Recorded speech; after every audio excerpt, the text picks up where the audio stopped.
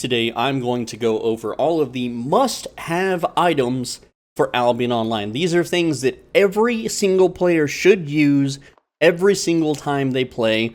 Everyone should have these in their bank tabs, in their chests, in their storages. Let's go, let's start talking about them.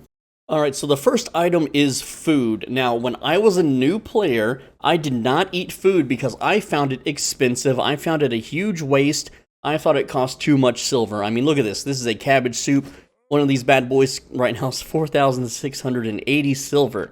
Yikes, that is a lot of silver for a new player, right? Not entirely true. Now, let me explain. There is a food for every and all situations in the game. The food buffs that you receive from these items are some of the best and in most increases that you're going to get. For instance, the beef stew here, just the regular one, 13.5% increase in damage. You're going to need to upgrade your gear several tiers to receive more than 13.5% jump in damage. Or you can just eat a beef stew and be good, right? You have the cabbage soup, which will continuously heal you when you're out of combat. This saves you so much time from having to use your armor's ability to kneel down and slowly restore HP. You got the beef sandwich, which is for tanks. That's a lot of bonus health. 13.5% is many hits. You have the pork pie that gives you maximum gathering yield. I see so many gatherers that don't even eat this. This thing is absolutely worth the cost. Like right now, I think one of these is 4,000 silver. Yikes. But you're going to make over 4,000 silver in 15% additional drops in that 30 minutes time, so this food legitimately will pay for itself. And all of the foods technically pay for themselves. So these are a must-have item. If I inspect someone and I don't see them having any food, something is wrong. They're either new or they're hyper stingy. This is something that every player should have and use at all times.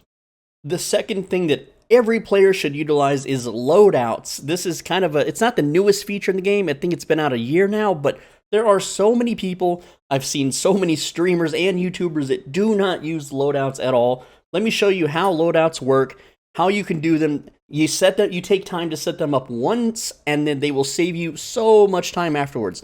Look at my current loadout. Okay, this is what I got. I'm going to put it back in the stash now, and then I'm going to go ahead and stack and sort so that it all gets put back to normal. Now, look how long it takes me to equip this, alright? This is my speed clearing dungeon build. We got light crossbow. Crypt candle, okay, we need a helmet.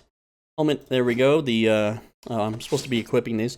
Okay, and then we need spectre jacket, royal sandals, let's get that cape going, 8.3, 8.3, food, and potion.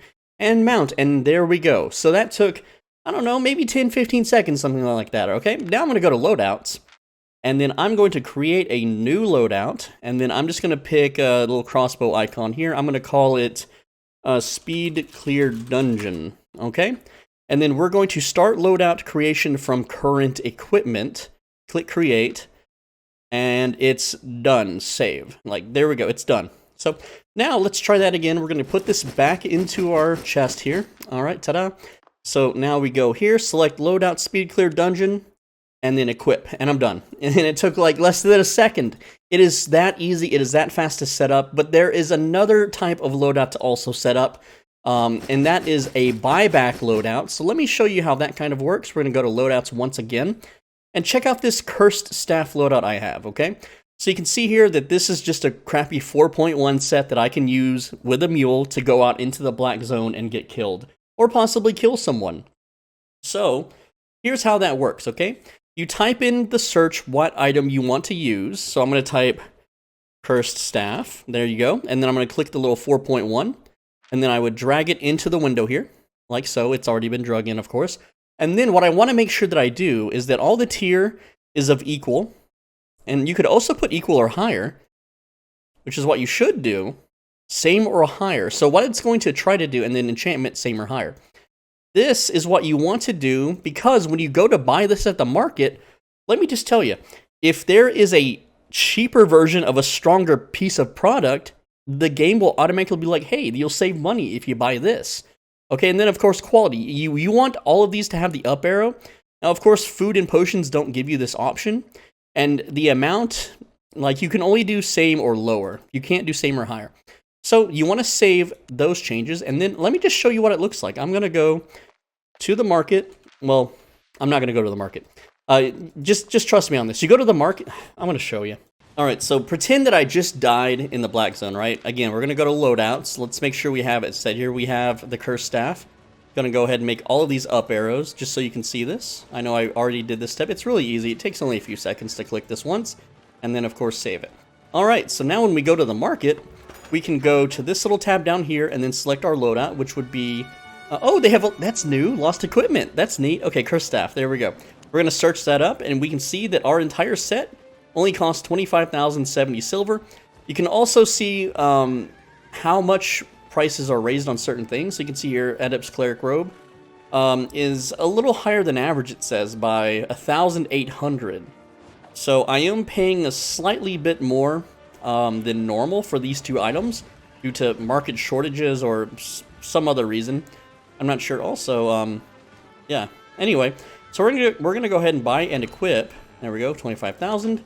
And it is already in. But let me show you one other thing, too, about your loadouts. What you need to do is you need to click each of these items once it's in here and select the spells that you want to use, okay? And the other cool thing, too, is that say you're in a corrupted dungeon and you have two different loadouts. You can have, like, the PvE loadout where you kill mobs, and then if you get invaded, you can pop this bad boy open, select the loadout for your PvP loadout, and then change all of your skills with the equip function.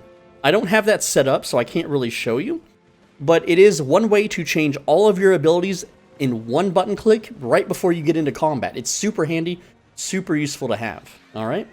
Next up is you should have a guild island. Every player should have their own guild island. Now, to set this up, just make an alt character, transfer some silver to it. I have videos on my channel on how to do that. Buy a guild, and then buy a guild island, build some houses and a guild hall on it, and then make this your shared storage amongst all of your characters and all of your alts. This will be your new bank, this will be your new home, this is where you'll hang out to change out gear, change loadouts, and so on. Instead of using the city banks, which are only tied to your character, this can be tied to all of your characters, so all of my characters can partake in all of these different items, and if my characters can't use those items, well, I have items over here for all tiers. Like, if I start a new character, and I go Boltcasters, of course, well, as soon as I hit Tier 5, I've got Tier 5-3 Boltcasters for them. As soon as I hit Tier 6, I've got the 6-3 Boltcasters for them, and so on and so forth, right? I've got Great Nature Staff for all my alt characters for dailies. Loadouts for everything that I could possibly ever need for any of my alt characters, all here in one little easy spot. Now, I recommend that you make your own guild for this. Do not use someone else's guild island, because if they kick you out of the guild, they keep all your stuff and you lose it all. All right. Now, if you have 3 characters already, just make a new account. You're allowed to make infinite accounts. If you don't have emails, just go to protonmail.com, and it takes 1 minute to make an email. Do not ever use a throwaway email, because at some point you may have to use email verification before you can log into your account. So never use a temporary email for your guild islands. All right. Next up, every player should be utilizing laborers. Everything just about that you do in the game can fill a journal, and when you fill a journal, you can make lots of money on that. Please reference my previous videos about journals and laborers. Go to my channel, type in journal, type in laborer, and you'll get plenty of videos explaining this stuff. But unless you are in the top 1% of the richest players in Albion, you should be using laborers every single day. Otherwise, you're just losing free money. These things pay for themselves after about 1 month or so, so they're completely worth it for the long-term player. And you could use your own guild island to house the laborers. The guild hall can, once it hits tier 5, can hold up to 15 laborers at a time, which is perfect for some extra income. Although I have several hundred islands and for laborers, and over 100 personal islands, which are next. Once you get your first premium, every single player should have their own personal island. Do not forget to buy your personal island and upgrade it once you have the funds to at least 3 farm plots. That is the most economically viable cost, and these farm plots will continuously make you money for free, essentially, eventually, forever. There is no reason not to own and use your farm plots, alright? I don't have premium active right now, and I have billions of silver, so I'm not really bothering to harvest wheat or comfrey, even though that would make me, a good 1,000 silver per plot. But you should be using your farmland when you have premium active, so make sure to buy up as many islands as you could stand having and fill those farm plots full of crops, alright? You should always have an item set that you are very acquainted with, alright? If you like to gather, you should have a gathering set. If you like to do dungeons, you need a dungeon speed clearing set, one that you can heavily rely upon. You need sets for PvP and extra items in case you die and lose your stuff. You need sets for corrupted dungeons so that you're not constantly shopping and letting things inflate. If you buy a bunch of stuff now, I guarantee you years from now, those items that you have bought in the market will be far more expensive. So buy them now, store them up, and they will be useful to you later. You also want sets for ZVZ if you are into that. If not, don't worry about it. You can see that just saying ZVZ makes me sick.